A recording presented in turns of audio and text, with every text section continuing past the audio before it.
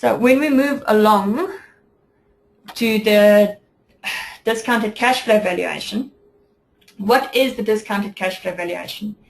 It is the present value of expected cash flows on the asset. And we need quite a lot more information on a DCF than we need on a dividend discount model or a relative valuation model. We need to estimate the life of the asset. Are we going to say that the life of the asset is 10 years, is 20 years? If it's a going concern, we need to build our model that it is consistent if we're going to compare different companies. We need to estimate the cash flows during the life of the asset. And the cash flows, that is where the tricky part comes in, because there are different ways of estimating cash flows of this asset.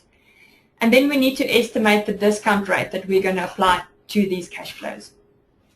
The advantages of a dividend of a DCF is that the valuation is based upon a company's fundamentals. Therefore, it's less exposed to market moves. And if you look at the Warren Buffett way, they say good investors buy businesses, not shares. So what are you getting from the asset? What is that company all about? What is the characteristics of that company that is going to provide the growth? The disadvantages of using a DCF valuation is that it requires explicit inputs. So you need to know, again, the life of the asset, the cash flows that they're going to generate. So there's a lot of forecasting in that. And you need to know the discount rate. It is subjective as well, because all these inputs, the information that you are going to punch in, could be very noisy, and you can easily manipulate it to get the answer that you want. The other disadvantage also is that there's no guarantee that the company will emerge as an overvalued or an undervalued company. You will purely work out what the company's value is. So calculating a DCF, like I said, could become a little bit complicated. There are different ways of calculating your free cash flow to equity. You can get it from your calculation of the free cash flow to firm. You can get it from your net income, or you can get it from your cash flow from operations, which is from your cash flow statement. So the value of equity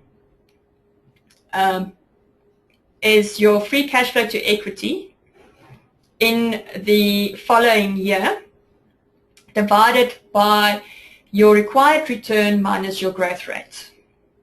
We will not go into too much detail in terms of absolute valuation models, because we need a lot of time to go through the methodology and the formulas to calculate these models. I would rather like to spend some time on relative valuation models. What is relative valuation? Well, it is where you take a company and you estimate the value of this company based on the market prices of comparable assets, of companies that are the same as your company, that's got the same attributes. And that is what, and you get that, the market prices of similar companies is what the market is willing to pay for it at the moment. So the information that you need to do a relative valuation is a lot less than what you need to do absolute valuations. You're looking for an identical asset, comparable or similar assets. So if we're looking at, for argument's sake, the telecoms industry, we're looking at MTN and Vodacom, or we're looking at construction. We can compare Group 5 and Murray & Roberts and Wilson Bailey Homes and Avenge with each other. And then we're looking for a standardized measure of value. Are we looking for price? Are we looking for enterprise values that we can measure them up against each other? The advantages of relative valuation models are that they're more likely to reflect market perceptions.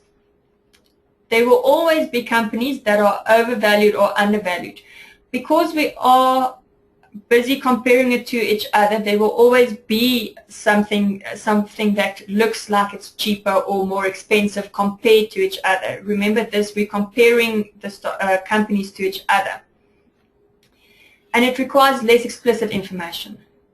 The disadvantages of using relative valuation methods is that a company that looks undervalued on a relative basis, therefore compared to companies in the same industry, might still be overvalued in terms of their price. The relative valuation method assumes that the market is correct in aggregate, but it makes mistakes on individual securities, and that is where you can almost say the arbitrage comes in, that where you can take advantage of those mistakes. And implicit assumptions made about the variables could have a negative effect on your valuation. So when is it easiest to use the relative valuation methods? When you've got a large number of comparable companies available. All the companies are listed entities because we need pricing on those companies. And there exists a common variable to standardize the price. What type of investor should use this method? Investors who have relatively short time horizons. Investors that are judged based on a relative benchmark. If you're a portfolio manager and you are based, your portfolio comprises top 40 stocks and you are judged against a benchmark, the ALSI or the JSE Top 40 Index. And then investors that can take advantage of the relative mispricing.